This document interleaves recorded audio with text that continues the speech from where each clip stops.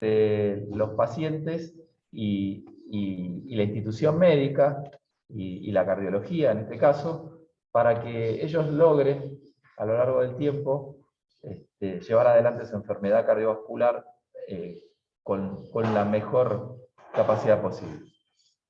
Si ustedes hacen un repaso de esta subespecialidad cardiológica, a dónde pertenece, y está básicamente como enquistada en lo que es prevención secundaria cardiovascular, porque nosotros los pacientes que vemos ya tuvieron un evento.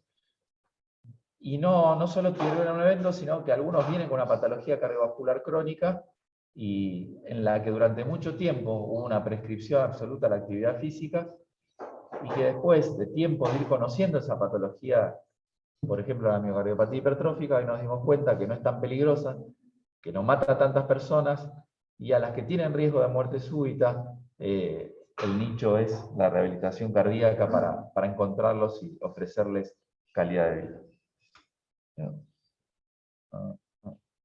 Antes pasaba con el...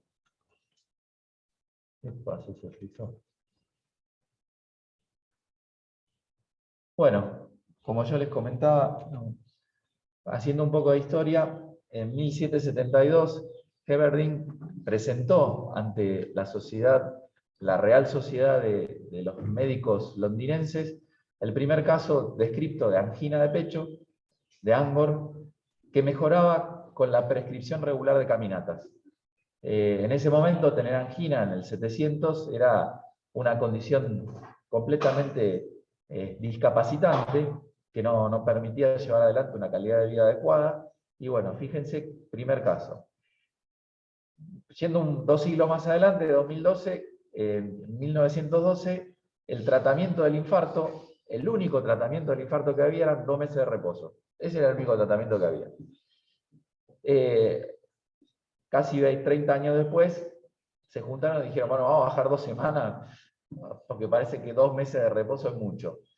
En el 40 apareció lo que se llamaba la terapia en la silla. La terapia en la silla era básicamente durante esta internación prolongada, al paciente a partir de la 4ª semana se le permitía sentarse en una silla al costado de la cama y hacer esas pequeñas sentadillas con el propio peso, levantarse e incorporarse, levantarse e incorporarse.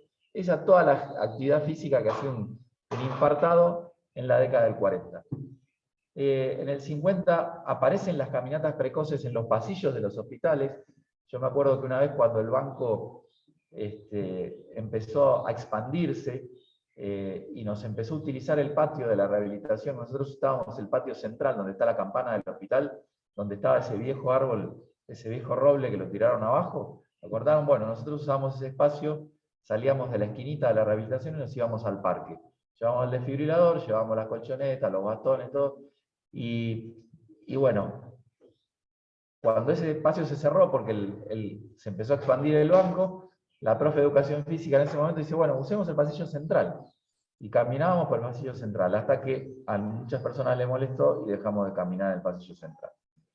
Bueno, sigue evolucionando la rehabilitación, y en la década del 60 la Organización Mundial de la Salud hace eje en algo que parece un poco cruel. Decía, bueno, el tipo que se infarta ya es un inútil de por vida, no puede volver a trabajar.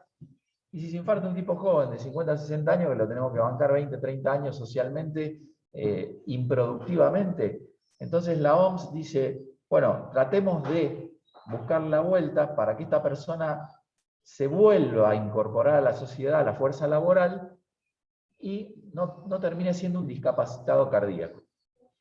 En la década en el 68, Ben Satlin, que es un fisiólogo del ejercicio dinamarqués, publica el primer ensayo clínico comparando gente infartada con actividad física y con reposo, como venía en ese momento, que eran ya 4 semanas. Y fueron todos los datos positivos: mejoría de la calidad de la capacidad funcional medida la ergometría, mejoría del rendimiento hemodinámico ante el esfuerzo. Ensayo clínico pequeño.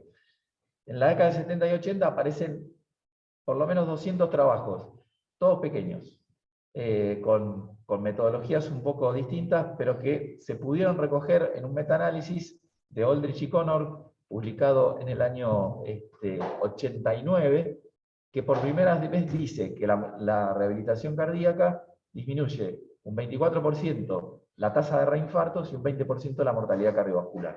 A partir de ahí, se la toma en serio a la rehabilitación cardiovascular y se la empieza a sistematizar y a recomendar como estrategia de prevención. Acá la rehabilitación empezó en el año 74 en el Hospital de Clínicas de la mano de Adolfo Mogilevsky. Era una persona, yo me acuerdo que en un congreso de cardiología tenía que dar una charla de rehabilitación y lo tenía en el público. Me temblaban las piernas tener a Adolfo en el público. Al padre de la rehabilitación escuchándome a mí, un niño que empezaba a hacer su camino en la rehabilitación. Adolfo fue un pionero. Adolfo empezó, la rehabilitación en el Hospital de Clínicas no tenía un lugar físico, usaba los pasillos y las escaleras. Y no solo usaba los pasillos y las escaleras, sino que les decía a los pacientes que vinieran con las cosas de su trabajo habitual. ¿Y qué eran las cosas de su trabajo habitual? El maletín, la mochila, todo ese tipo de cosas, elementos con los que trabajaban habitualmente. Y empezó a hacer trabajo de fuerza-resistencia. En esa época, hacer fuerza-resistencia en rehabilitación cardíaca era un poco una herejía, porque todo se basaba en entrenamiento aeróbico. Pero lamentablemente era un concepto erróneo, porque nosotros somos aeróbicos de jóvenes, pero de viejo lo que nos marca la calidad de vida es la fuerza-resistencia. Porque ya de viejo no corremos maratones, pero sí nos queremos cepillar bien los dientes, queremos agarrar algo alto en un armario, queremos levantar una mesa, una silla, correr y eso es dependiente de la fuerza-resistencia, no de la capacidad aeróbica. La capacidad aeróbica es determinante entre la tercera y la cuarta década de la vida. Después lo que nos cambia la calidad de vida es tener fuerza-resistencia. Bien, existen, si ustedes leen de rehabilitación cardíaca, y cada vez que yo voy a un congreso, o que me junto con colegas en la Sociedad de Cardiología, hay dos tipos de rehabilitación. Una que se llama exercise based, basada en el ejercicio, y otra que es más multicomponente.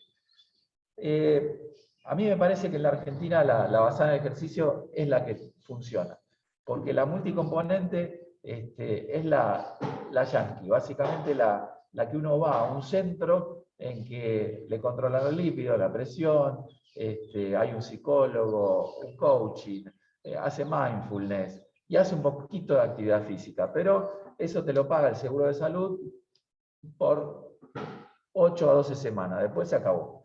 En cambio, la rehabilitación basada solo en la actividad física tiene la fortaleza de que uno dentro de un centro, como podemos ser nosotros, tiene un centro donde puedan hacer los pacientes actividad física, porque el resto lo tenemos contenido dentro del hospital. Tenemos el experto en lípidos, tenemos el experto en hipertensión arterial, el médico clínico, el cardiólogo. No necesitamos todo ese piripipí que tiene la rehabilitación multicomponente.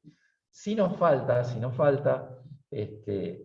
algunas cosas que sí han mejorado la calidad de vida de los pacientes cardiópatas, que es el manejo del estrés. El manejo del estrés post-evento.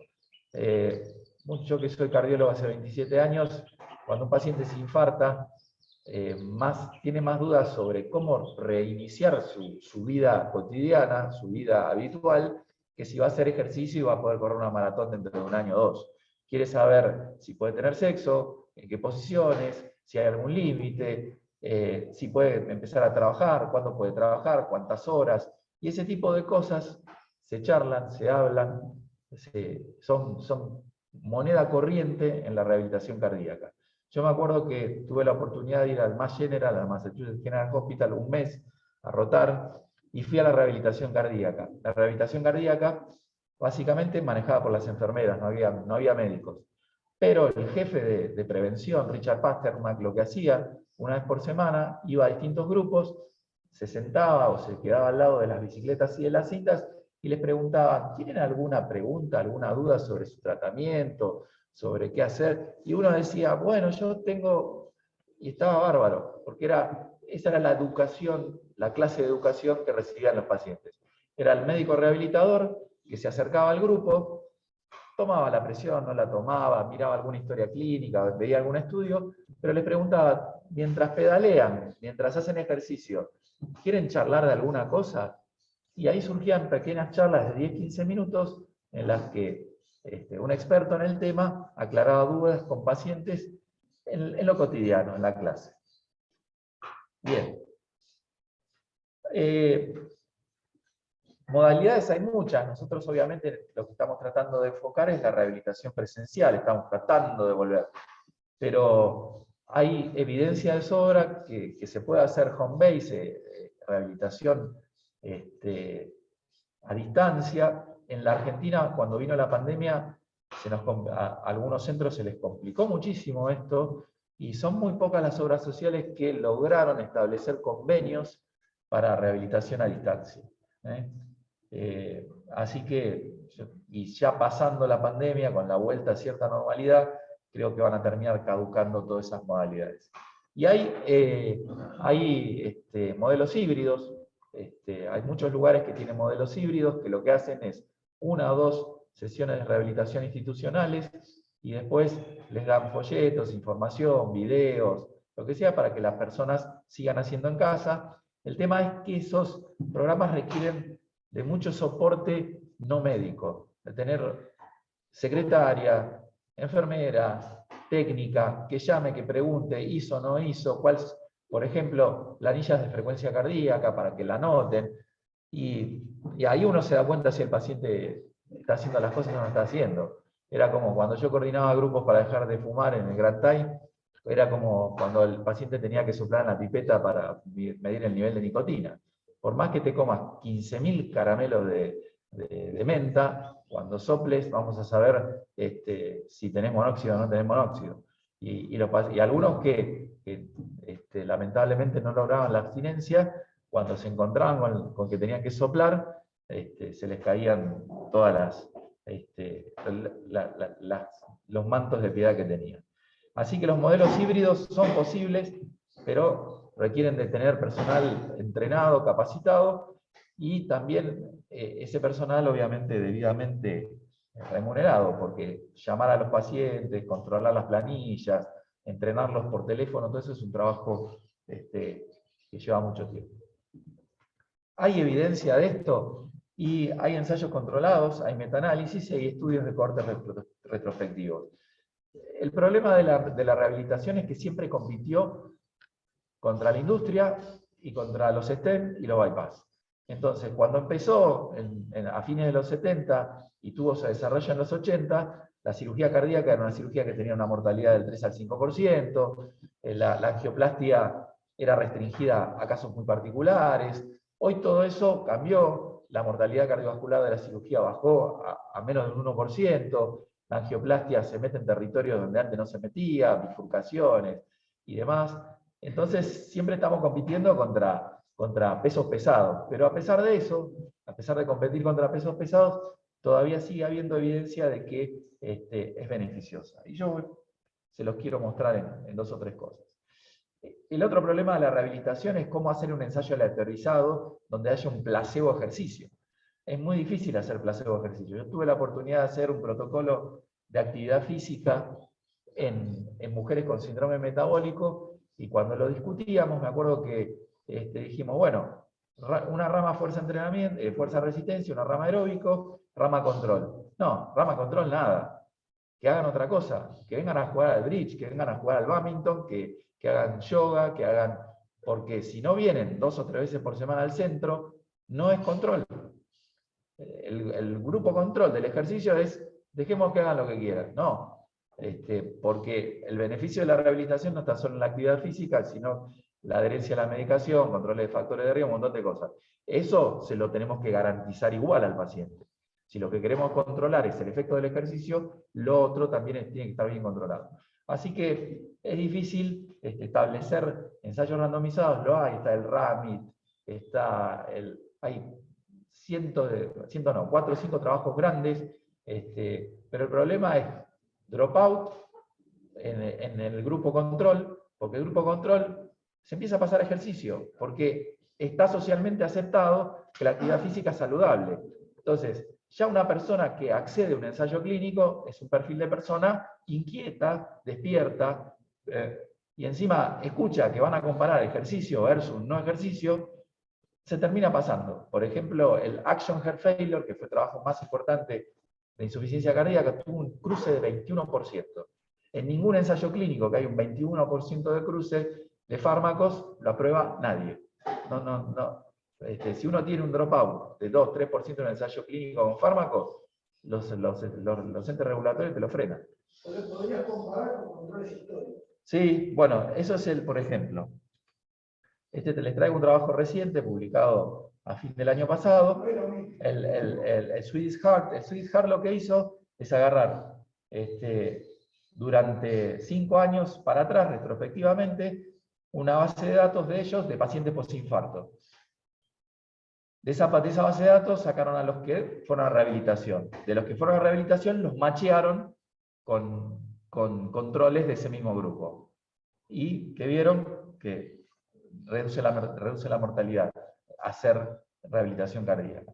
Pero bueno, estudio retrospectivo, con todos los sesgos y déficits estadísticos que puede tener. La Cochrane, por suerte, se ha dedicado mucho a tratar de evaluar metaanalíticamente en revisiones sistemáticas a la rehabilitación. Este metaanálisis es de fines del año pasado, y lo que hizo englobar a todos los ensayos posinfarto, post-CRM, post-angioplastia y angina. Y los dividió, para poder compararlos mejor, en 3 grupos. Los que hicieron rehabilitación a corto plazo, entre 6 y 12 meses, mediano plazo, de 12 meses a 36, o sea, entre 1 y 3 años, y aquellos a largo plazo con más de 3 años.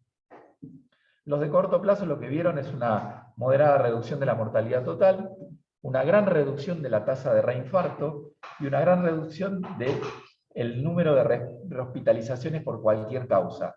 Acá no les puse algo que sí pasa con la rehabilitación, es que la rehabilitación tiene mucha tasa de revascularización. ¿Por qué? Porque cuando uno ve al paciente 2 o 3 veces por semana de gimnasio, el paciente dice, me duele acá, uno le toma la presión, uy, tenés el extrasístole, uy, se lo interviene más rápido y más. Entonces, la rehabilitación temprana gasta más plata al inicio, porque utiliza más recursos e interviene más a los pacientes. Pero una vez que los puso bien, los pacientes entran en piloto automático. ¿Sí? La rehabilitación a mediano plazo, solo reducción de la mortalidad cardiovascular, y la rehabilitación de más de 3 años, reducción de la mortalidad y reducción de la tasa de reinfarto.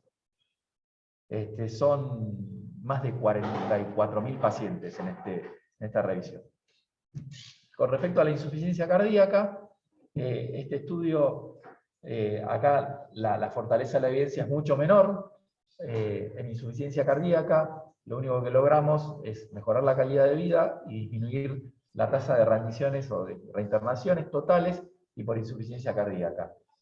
Si uno mira retrospectivamente la insuficiencia cardíaca, ve cómo evolucionaron los cardiodefibriladores, los resincronizadores y muchas de las terapias que conocemos, los ARNI, los MRA, todos empezaron así, mejorando la calidad de vida y disminuyendo. Después, obviamente, cuando pudieron hacer el megatrial con un seguimiento largo, ahí vieron la mortalidad. A la insuficiencia cardíaca y la rehabilitación le cuesta mucho hacer megatrials con muchos pacientes y con seguimiento prolongado. Bien, repaso rápido, creo que por lo que estuvimos hablando con Santi, él va a volver sobre esto. ¿Qué pacientes son candidatos? Cardiopatía isquémica es, digamos, la población target, ¿no? Post-síndrome coronario agudo, post-cirugía de revascularización. Post-síndrome coronario agudo, en algunos lugares del mundo están mandando a hacer actividad física a la semana post-stent, ¿sí? Post-CRM, tenemos una esternotomía, se comporta como una fractura, 40-45 días, cuando el cirujano nos da el ok. Post-angioplastia, ya sea para eventos agudos o angioplastia programada. Y hay un concepto nuevo que se llama pre-rehabilitación.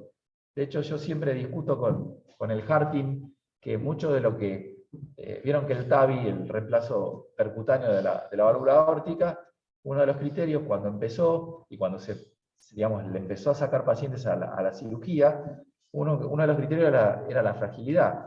Y nosotros le decíamos a los cirujanos, si ustedes quieren recuperar esa población, manden a los pacientes a rehabilitar antes. Y le sacamos la fragilidad y los pueden operar. no comprar. Insuficiencia cardíaca crónica, cuando uno lee las guías, dicen pacientes con una estabilidad clínica de 3 meses, con toda su medicación estable, libre de edemas, libre de... Hoy ya hay 4 trabajos de rehabilitación en agudo, en insuficiencia cardíaca, y hay 2, uno japonés hermosísimo, que empiezan en la internación. El paciente hace su primera sesión de rehabilitación antes de irse de alta, con lo cual logramos una adherencia fantástica, porque si el paciente se va de alta sin conocer el lugar, lo que se hace, cómo se hace, y perdemos una oportunidad fantástica. Es como que ustedes me quieran vender un pantalón, acá en el parque o adentro de un shopping en un local de Levi's. Lo más probable es que adentro de un shopping en el local de Levi's me logren vender el pantalón. Acá no me lo venden. No es el lugar. Así que bueno, tenemos que gestionar el marketing en nuestras cabezas también.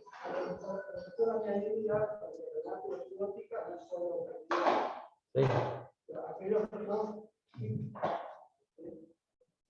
definitiva no sabemos por qué, pero las terapia terapéuticas son tan distintas. Sí, sí, sí. Completamente de acuerdo. Sí, yo me focalicé en lo cardiológico, pero la rehabilitación, ahora creo que hay una diapositiva de los grupos nuevos o especiales. La enfermedad vascular periférica, no necesariamente la que no se puede revascularizar, la enfermedad vascular periférica sintomática, con el entrenamiento hay muchos pacientes que salen de la indicación quirúrgica, porque al claudicante le cuesta mucho hacer actividad física, le cuesta muchísimo, le da vergüenza. Hay algo que no entienden los médicos, los cardiólogos, es que al claudicante salir a la calle a caminar le da vergüenza, porque se tiene que parar cada 20 metros, cada 30 metros, cada 40 metros. Entonces la mujer empieza, ¿qué te pasa? ¿Por qué no caminas? ¿Qué es esto? Ah, estás mirando esa vidriera donde está la chica con el corpiño rojo. Y entonces se inhiben de la actividad física por cuestiones sociales, no porque le duelen las piernas, porque se sienten un ancla para todo el mundo, porque no pueden caminar sin que les duela. Bien, acá en un grupo de pares, donde a muchos les duele, a donde a muchos les molesta, se liberan y empiezan a mejorar. Y hay ensayos clínicos también sobre cirugía valvular, básicamente reemplazo valvular aórtico y mitral. Bien, hay nuevas poblaciones en fibrilación auricular, hay un metaanálisis muy reciente, no quería extenderme, que muestra beneficio hasta en mortalidad. Los pacientes con fibrilación auricular tienen mucha intolerancia al ejercicio porque básicamente no regulan. Empiezan a caminar y están con 60 de frecuencia cardíaca y se van a 140 de golpe. Y eso les genera mucha fatiga. Bueno, lo que hace la actividad física en los pacientes fibrilados es la pendiente de la frecuencia cardíaca al inicio de la actividad, la plana. Con lo cual, esa pequeña cosa que hace que al tercer minuto, en vez de tener 140 latidos por minuto, tenga 100, les genera una tolerancia mucho mayor a la actividad física.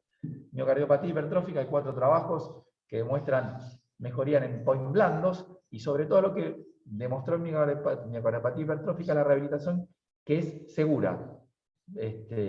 Porque es el ámbito. Cuando yo tengo un paciente que tiene una patología que ni bien se la diagnostican, va a internet y ve que la primera causa de mortalidad en atletas en las series de Estados Unidos, y el tipo dice, yo no me quiero morir súbitamente, me quedo quieto.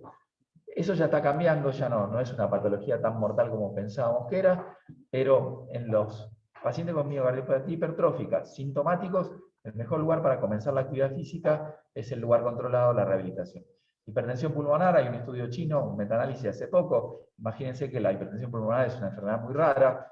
1 cada 4 millones de personas tiene hipertensión pulmonar idiopática, así que si contáramos bien, en la Argentina tendría que haber 50 pacientes con hipertensión pulmonar primaria, ¿no? Pero bueno, ahí es el 10% de la hipertensión pulmonar, después está asociada con las genopatías, a tromboembolismo y demás. Todos esos pacientes se benefician, calidad de vida, mejoría de los parámetros de ejercicio, mortalidad, no. Mortalidad, no. Pero es una enfermedad muy grave, que tiene una mortalidad muy alta. Es muy difícil tener un impacto con la actividad física. Muy alto riesgo cardiovascular. Tenemos muchos pacientes con todos los factores de riesgo puestos, muy sedentarios, obesos, que no arrancan.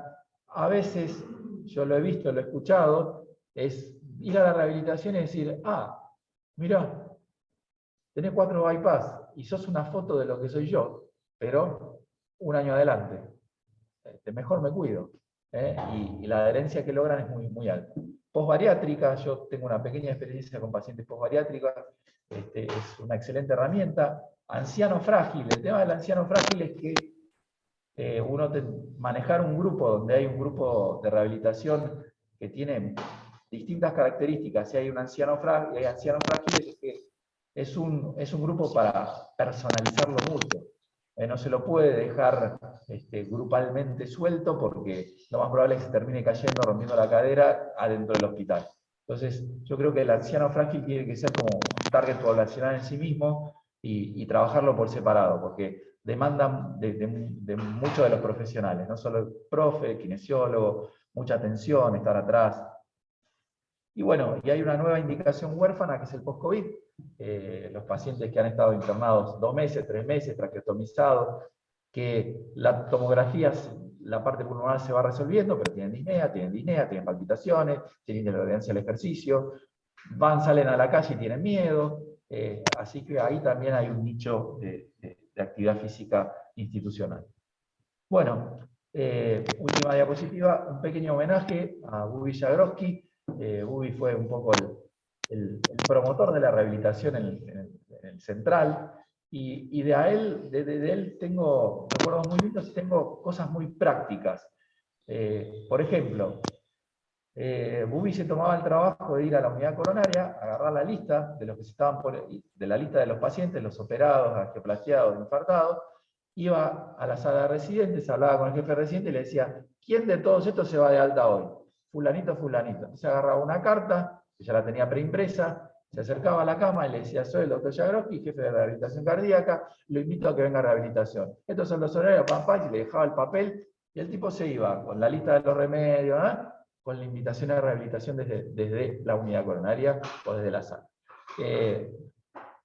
Y bueno, las fotos de acá básicamente las puse porque el lugar es óptimo. El lugar es óptimo. Uno que lleva 27, 28 años haciendo rehabilitación cardíaca ha trabajado en departamentos de 4x4, ¿sí? Con 5 bicicletas, con los pacientes todos apretados. Entonces, cuando uno entra, ve tanto verde, tanto espacio, dice, acá tendríamos que tener la mejor rehabilitación de la Argentina. Claramente, espacio nos sobra. Ganas también, y creo que la gente preparada también. Nada más.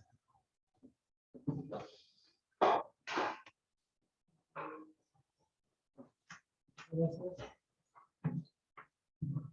Bueno, yo no voy a aportar mucho más. Diego tiene muchísima experiencia en esto. Como él les contaba, escribió y fue el director del Consenso Argentino, o sea que claramente sabe de esto muchísimo más que yo y que todos nosotros, y creo que es algo, una virtud que tenemos que también explotar, de tener a Diego acá con nosotros. Tenemos el espacio, tenemos las ganas, y encima está Diego acá con nosotros, así que claramente es algo que tomamos la decisión junto a Rodri de ir adelante con el programa de rehabilitación, que es algo que estaba, digamos, pre-pandemia. Con la pandemia, bueno, todo cambió, y la idea ahora es volver a tenerlo, pero de una forma tal vez renovada y con otra dinámica, ¿no? Yo hay mucho que voy a pasar de largo porque es gran parte de lo que habló Diego, así que no quiero aburrirlos con esto. No sé si por Zoom se está viendo bien. Creo que sí. Esto lo voy a pasar porque esto ya lo habló Diego. Básicamente lo que planteaba Diego el impacto en la mortalidad, no sé cuál es tu opinión, Diego, de esto, pero tal vez vemos más impacto en los coronarios y no tanto impacto en los pacientes con insuficiencia cardíaca, tal vez porque sea un grupo más homogéneo. El coronario revascularizado es un tipo de paciente. Exactamente, y creo que la insuficiencia cardíaca puede tener una historia que tenga 30 años de evolución, que tenga 2 meses, puede tener un BI conservado, puede tener fracción de eyección severa. O sea, es tan heterogénea la población de insuficiencia cardíaca. Todos tienen insuficiencia cardíaca, pero creo que también ahí es donde se ve por ahí el disímil, la respuesta, pero sí tiene mucho impacto en lo que es adherencia al tratamiento y reinternaciones. Cuando un paciente no se reinterna por insuficiencia cardíaca, a la larga va a tener impacto en la mortalidad. Tal vez no se pudo demostrar en los trials, pero sabemos que un paciente con insuficiencia cardíaca que no se interna, estamos haciendo mucho por él y por su mortalidad también, ¿no? Y creo que gran parte de la fortaleza que tienen estos programas de rehabilitación es lo que hablaba Diego, el vestuario, el grupo, la adherencia, el hecho de que el grupo te lleva y te tira a seguir viniendo, a seguir rehabilitándote y a tener una calidad de vida mejor, adherencia al tratamiento, estado de ánimo, todo eso no tengo duda. Pasa que, bueno, muchas veces estos programas fracasan por lo que decía Diego, de el tema lugar, que acá lo tenemos garantizado, y el tema prestación y el tema cobertura es un problema. Entonces, bueno, las indicaciones las nombró Diego, yo no las voy a volver a nombrar, pero los coronarios, la enfermedad coronaria estable o aguda, post-evento, la insuficiencia cardíaca, aportación de dispositivos, eso también es importante, un paciente que se interna por un CDI, por una terapia de resindonización que viene solamente por eso, también ahora es un candidato a hacer este tipo. Los pacientes diabéticos, eso por ahí también para hablarlo después, ¿no?, de esto, pero muchos pacientes en clínica médica que se siguen por diabetes, también pensar que puede ser un candidato, por más que no haya tenido un evento cardiovascular mayor, a veces el hecho de hacer rehabilitación también puede bajar las posibilidades de que tenga un evento a futuro, y las nuevas indicaciones las que nombraba Diego. En cuanto a las fases, la fase 1 es la que empezamos acá, cuando un paciente tiene un infarto o tiene una descompensación de su insuficiencia cardíaca, se interna. Nosotros empezamos a hacer en cierta forma rehabilitación cuando están internados. El paciente infartado, tercer, cuarto día lo hacemos caminar un poco, lo hacemos caminar en el pasillo, obviamente vigilado por nosotros, y eso ya es rehabilitación cardiovascular en fase 1, dentro del hospital, dentro del evento agudo. ¿Qué pasa? Después sería muy bueno que así lo estamos estipulando, de que tenga una evaluación por Diego, y también vamos a abrir un consultorio por Leandro, que es otro médico del servicio, que va a encargarse un poco junto a Diego de esto para darle una mano, para que ellos hagan la estratificación de riesgo y planifiquen el programa de rehabilitación, que se haría en la fase 2 y en la fase 3, ahora sí en el medio hospitalario, que es lo que estamos empezando a abrir, creemos, la semana que viene o la otra. Básicamente la fase 2 es la fase más precoz, una vez que puede empezar a hacer actividad, lo haga vigilado, controlado por nosotros, con un profesor que es Germán, que está especializado un poco en esto, y la fase 3 es cuando vuelven los siguientes 3 meses a su vida normal, entre paréntesis, pero siguen en el medio hospitalario. La fase 4 ya es en el gimnasio, en el medio, digamos, fuera del hospital, y esa es por tiempo indefinido. Saber que los actores de todo esto, es todo un grupo, esto es lo ideal, esto es lo que hablaba Diego, de que por ahí en Estados Unidos funciona así, acá no funcionamos así, pero vamos a intentar, vamos a ir en el camino de que sea un grupo de que trabaja en esto, no solo alguien que lo ve, va al profe y nada más, sino que también tengan contacto con nutricionistas, eventualmente con psicólogos, asistentes sociales si hace falta, los grupos de rehabilitación como el Gran Tyson, todo eso creemos que también es muy importante. Esto es lo que nosotros necesitamos, hay cosas que ya tenemos, hay cosas que todavía no. Está el proyecto del hospital de hacer un gimnasio para fin de año. Guillermo nos confirmó de que el proyecto está aprobado, vamos a ver si se da. Obviamente los números del hospital en ese sentido tienen que cerrar para que lo puedan hacer, pero la idea es hoy trabajar al aire libre. Tenemos un espacio físico cerrado, que es la sala, una de las salas, la de la punta, creo que del Ragio, donde está libre para que eventualmente, si el clima no ayuda, pueda hacer la actividad Germán con los pacientes en un lugar cerrado, ahora que empieza el frío también. Y un poco explicarles, que esta sí es la parte donde me voy a detener, cómo sería el flujo de pacientes que nosotros pensamos o ideamos para que un paciente acceda a la rehabilitación. ¿Cómo llegan los pacientes a la rehabilitación? Bueno, lo hablabas vos, Diego, de lo que hacía el doctor Jagroski, que nosotros vamos a tratar de imitar un poco a lo que hacía Ubi en ese sentido, de paciente internado, paciente que tiene un evento coronario, paciente con insuficiencia cardíaca, paciente que se colocó un dispositivo. vamos a ir a hablar nosotros con Rodrigo y con todos los internos de cardiología en ese momento, porque también es una oportunidad muy importante. El paciente que tiene un infarto realmente es un evento que es dramático en su vida y ese es el momento por ahí de mucho cambio y ahí es donde vamos a intentar aprovechar. Exacto. Sí, sí.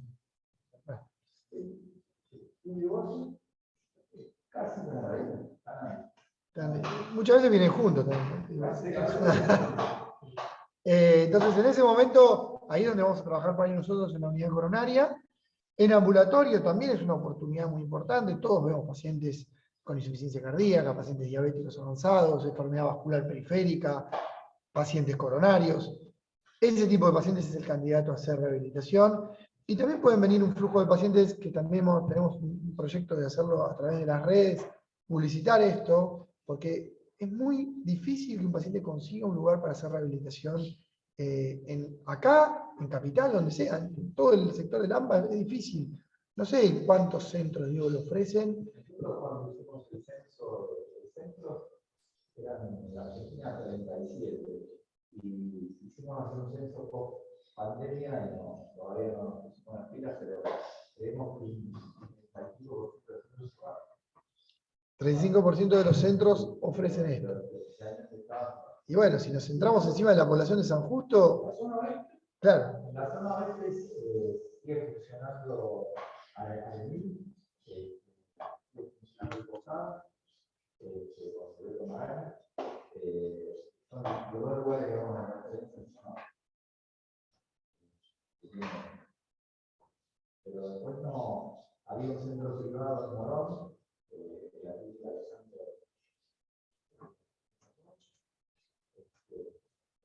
Por lo menos funcionando ahora los centros. De hecho, yo tengo dos pacientes plan de salud rehabilitando allá, en el Posada, que va a ser difícil trabajar, va a ser una población menor,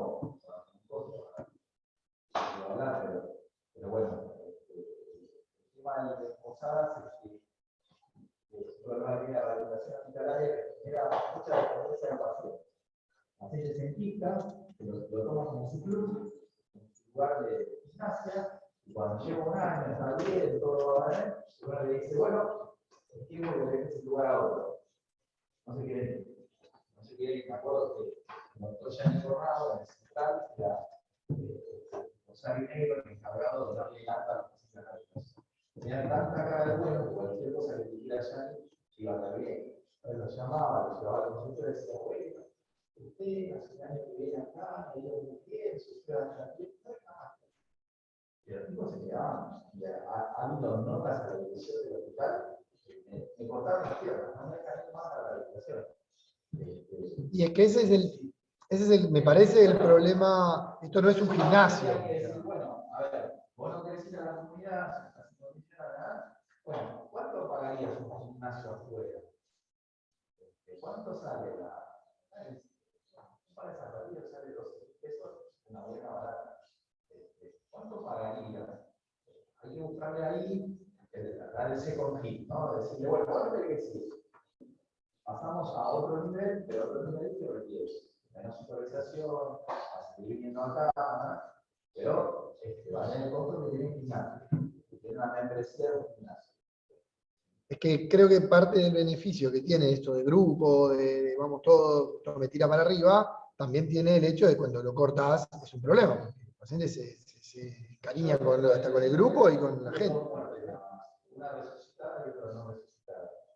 Y la muerte que tuve no resucitada, cuando trabajamos en el Club de Amigos, que tenemos la rehabilitación en el Club de Amigos, un paciente muy complejo, que habíamos investigado acá, un día salí y usted ya no puede venir más a la rehabilitación. Tiene que ir a un centro hospitalario o se facilita la universidad. El tipo siguió yendo al club y lo que hacía era que sus compañeros estaban haciendo gimnasia y iba a caminar. Y un día nos llaman, hay un tipo muerto en la pista de atletismo. Era un viejo paciente de rehabilitación que le dijimos que no viniera más, pero que bueno, tenía su grupo, el club, todos, siguió viniendo y los esperaba caminando a la pista de atletismo. Era como la pista de atletismo. No, de ahora de manos, esas cosas pasan, ¿no? De la ultraherencia, el Bueno, entonces sí, sí, usar el micrófono así. Es fundamental. Me imagino que realmente como muy sencillo elaborar un plan individual. Ahora, ahí, en el tema de los procesos, usted hablamos de los procesos, vos estratificás el riesgo. ¿Hay una posibilidad de hacer como clústeres de riesgo y precios grupales?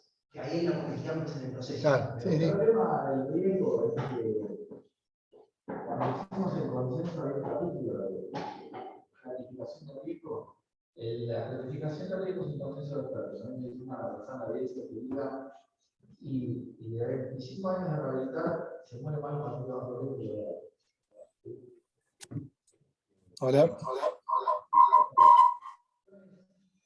Académica, pero en lo práctico, no hay solo un trabajo publicado por el Foro de San Pablo que hacía. Santi, quería avisar nomás que lo que se habla en la sala no se escucha afuera, se escucha de nuevo de fondo, pero no se llega a identificar. La tasa de eventos en mortalidad fue igual de impacto Colorado. Así que la hacemos la estratificación, pero no cambia la tasa de eventos. La estratificación de riesgo nos habla más de cómo diseñar el plan de actividad.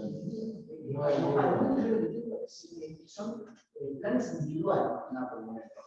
O sea, no han logrado generar grupos o si no han podido. No, se puede generar cuando Hay que acercarse. esto es como cuando vas a un salón de esquí, parecía que esto era una clase grupal, pero no es una clase grupal, porque el profe que está arriba de la tarima, que está marcando el ritmo de pedaleo, va mirando la cara a todos. Y cuando ve que uno está dejando todo, le dice, bueno, vamos acá, vos conmigo, ¿no? Individualizarlo por completo es muy complejo porque hay mucha gente trabajando. Se puede individualizar en particular cuando vos tenés ya el paciente lo seguís viendo hace un tiempo, ahí sí lo terminás individualizando, le podés dar trabajos específicos. Pero no es que le quiera individualizar porque si no tendríamos un personal agregado así. Claro, también eso quería agregarlo. Nosotros tenemos por el momento Germán, que es el profe que nos va a hacer esto de la rehabilitación prácticamente él, y él va a estar en principio 2 veces por semana, y todavía estamos muy lejos de poder tener, tal vez en un futuro, lo habíamos hablado, por ahí en un futuro puede ser un grupo de un riesgo más bajo, un grupo de más alto riesgo, dividido en horarios, pero de eso estamos todavía medio lejos, ¿no? Recién estamos empezando y vamos a ver, si da para eso lo veremos más adelante, sí, seguro. La fase 2 y la fase 3 es la que haríamos acá, con Germán, para lo cual Diego, cuando hablamos el consultorio también de Leandro, haría la evaluación previa y la evaluación post, que eso también es importante. Esto hay que ver un poco cómo entran al programa y cómo salen. Tal vez algunos pacientes también en el medio, entre la fase 2 y la fase 3 también tengan que ser evaluados. Y ahí Diego evaluará bien cómo fue la respuesta. Y después la fase 4, que es la salida de todo esto, ya sería por el momento fuera del hospital. Si eventualmente en algún momento llegamos a tener gimnasio, sería eventualmente acá, que estaría buenísimo, pero bueno, para eso sí falta todavía. El cambio de fase básicamente es el cumplimiento de los objetivos. Cuando viene un paciente con sin infarto, con una apometría que tiene 7 meses, hace 6 meses de rehabilitación, que viene con una apometría con 7 meses nuevo, cuando me hace que trabajaste, entonces, no, yo fui. A ver, vamos a ver las asistencias. Fuiste a la mitad de la clase. Esto no es como el día que se vuelve a hacer una visita que funciona igual. Tenés que venir. Y la forma de desenmascarar al marcador no adherente con la preparación en el medio. Es como cuando ustedes ven un paciente con nivel de 55 de golpe es 200. ¿Estás tomando los remedios? Te mira, no contesta. No, claramente no.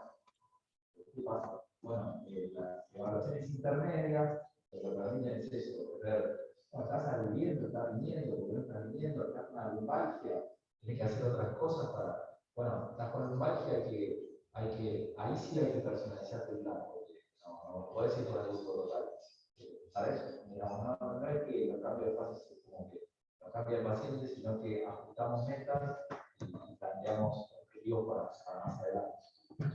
Nosotros estamos, esto es un proyecto que tal vez esta es la primera parte, ¿eh? Nosotros tenemos un proyecto un poco más grande, por así decirlo, donde implica la construcción del gimnasio. El gimnasio queremos que sea adentro y afuera, con máquinas afuera y máquinas adentro del gimnasio para que los pacientes puedan estar al aire libre y también tener un lugar protegido por el tema del clima. Pero esto sí estamos en condiciones de empezarlo.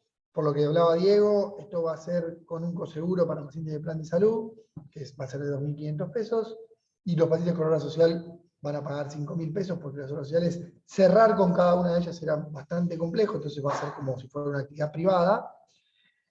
Ese es el último paso que nos falta, que es un tema administrativo, pero ya estamos muy cerca de terminarlo. De hecho, creíamos que hoy ya iba a estar listo. Se demoró un poquito más, pero creemos que la semana que viene ya vamos a tener, estar en condiciones de abrir la agenda para que puedan ir. ¿Cómo es después las etapas que siguen? Bueno, lo que hablaba del gimnasio, el circuito aeróbico. Yo soy médico. Acá, esta es tu respuesta. Esta es por ahí la diapo. Esta es la diapositiva que armamos para esa pregunta. Es decir, bueno, vos tenés un paciente que crees, por lo que vimos, ¿no? Las indicaciones, con Diego, con Rodri, conmigo, con Leo, con cualquiera de cardio pueden discutir el caso. ¿Te parece que va para rehabilitación o no? O eventualmente que lo vea Diego y Diego evaluará si es un paciente candidato a rehabilitación. La vía de entrar a este sistema es por Pamela, que es nuestra secretaria. WhatsApp, mensaje, hay que decirle que nos llamen, que manden un mensaje. Soy paciente, necesito turno para rehabilitación. Y lo primero que hay que hacer es evaluar a ese paciente, y eso es donde el consultorio de deporte, que funciona actualmente. Usted le da lo que yo le doy el teléfono a Pamela. Exactamente. Y usted lo evalúa. Pamela le da un turno con Diego, más adelante también con Leandro. Ellos evalúan, ven la historia clínica, ven si hay que hacer algún estudio previo y arman un programa de rehabilitación, que entrarían con la fase 2. Fase 2 y fase 3, Diego los vuelve a reevaluar y el paciente eventualmente después vuelve obviamente con el médico tratante, ¿no? Eso también es importante. El médico, sea clínico, clínica, alguien de cardiología o de la especialidad que sea, porque como decía Diego, incluso ahora post-COVID también se puede ampliar la indicación, sigue siendo el médico que lo sigue. Esto es un plan para hacer la rehabilitación, ¿sí? Y de ahí, Diego o Leandro ya lo encaminan a partir de los turnos con la gente de Kinesio, con las secretarias de Kinesio para que les expliquen cómo siguen. Tienen que ir, tienen que arreglar el tema administrativo y después tienen una ficha, o sea, se va a crear como decía Diego, de las asistencias, como todo lo que sea de este estilo, tipo, bueno, hay muchas cosas que son concesiones. Bueno, vienen, firman su asistencia, o se cumplen, creo que son 10 los primeros que autorizan el plan de salud, tienen que volver a hacer el trámite y así seguir. Así que esta es la vía de derivación. A ver, ¿cuándo lo empezaríamos? Creemos que, no sé si la semana que viene porque es muy particular, Semana Santa, etcétera, pero probablemente la otra ya tengamos la agenda abierta. Así que si ustedes quieren ir a sus pacientes, empezar a darles el WhatsApp y eso, pueden ir haciéndolo, por ahí explicándole que todavía puede haber algún tema de demora en los turnos y eso por este tema administrativo, pero creemos que ya tenemos que empezar. No sé vos, Augusto, si querías agregar algo. No, sí, lo que quería agregar es que fase 4 tenemos la medicina de la comunidad. y además Germán también empezó ahí, con lo cual tenemos un conocido. Obviamente, digamos, ustedes juzgarán cuál merece seguir cuál merecería seguir en las fases iniciales, ¿no? Claro. Sí, es cierto que la medicina, voy a decir, el deporte para la comunidad, el programa ese. El programa que hace Germán los miércoles, creo, los lunes. Sí, hay dos horarios, hay una observación respecto al horario, la verdad 7:30 está bien. No, estábamos viendo eso. No, ahora viene el frío. Un promedio, Sí. activa, Lo hablábamos. La verdad que hay que pensar en después de las 5 de la tarde. El escenario que nosotros vamos. No, eso lo hablamos, y lo hablamos con Diego un poco y con Rodri ayer, justo hablábamos de eso, vamos a tener que corregir el horario, porque inicialmente, ¿qué pensábamos? sobre todo los coronario que está en una edad laboral, digamos, donde tiene que reinsertarse a su actividad laboral, bueno, hay que ofrecerle una franja horaria donde pueda seguir, ¿no? O sea, pues si no, te tiene que pedir el día de trabajo. Pero por eso ese horario de 7:30 a 8 de la mañana. Pero también entendemos que ahora viene el frío, que empiezan los meses más complicados, entonces va a ser difícil. Vamos a ofrecer un horario por ahí un poco más tarde, y lo ideal, en la medida que esto crezca, es ofrecer un horario más vespertino, 5 de la tarde, 6 de la tarde. Eso creemos que sería el ideal, pero vamos a ver si podemos hacerlo. Pero bueno, lo que también es importante es esto, de que esto forma parte de un programa que es más integral. No es solo lo de rehabilitación lo que nosotros queremos generar acá, también queremos generar la parte de cardiología del deporte, la evaluación precompetitiva, todo eso va de la mano en cierta forma de esto, y también es algo que nosotros estamos con ese proyecto, veremos si lo podemos llevar adelante. Pero bueno, mostrarles un poco todo esto era la idea hoy para que estén al tanto, para que, bueno, Pato, lo cuentes, o vos, Augusto, la gente de ambulatorio, la gente de internación, ustedes también, me pasen internados en insuficiencia cardíaca, que por ahí pueden ser candidatos.